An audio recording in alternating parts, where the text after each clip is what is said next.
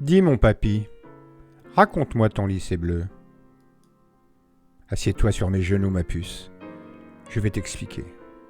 Ma puce, il existe un mystère, en tout cas une énigme dans la construction du lycée bleu.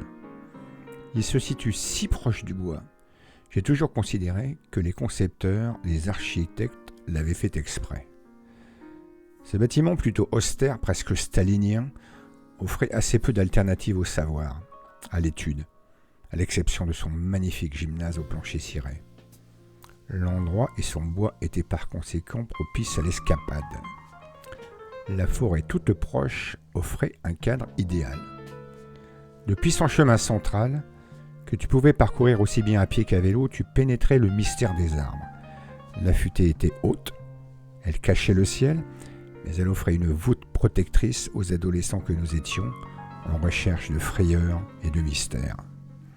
Tu parcourais le lieu, parfois seul. C'était rare. Ton ami du moment constituait l'atout le plus délicieux, inestimable, le quasi-but de ta promenade. Parfois un livre, un transistor pouvait suffire.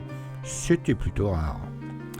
Si tu plongeais vers le petit chemin sur ta gauche, rapidement, tu entendais le clapotis de la rivière sur les cailloux.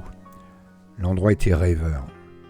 Petit nid d'un premier émoi, d'un frisson de jeunesse. Ton bonheur de l'instant n'avait pour témoin que la rivière et le ciel bleu. Si tu bifurquais sur ta droite, la chose était tout autre. Tu ne tardais pas à gravir un chemin escarpé qui te conduisait à la voie ferrée. Les sommets étaient dégagés, le charme était moindre.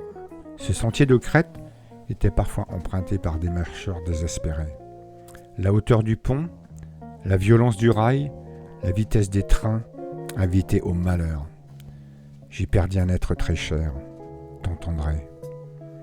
En poursuivant ton chemin, heureux adolescent, tu franchissais une arcade pour tomber nez à nez avec la cascade.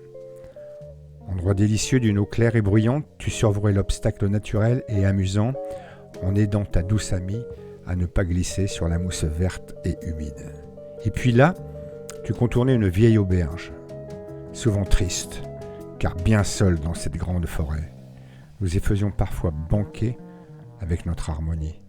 Tu parvenais enfin au tout petit étang, tu sortais couverture et ton petit pique-nique.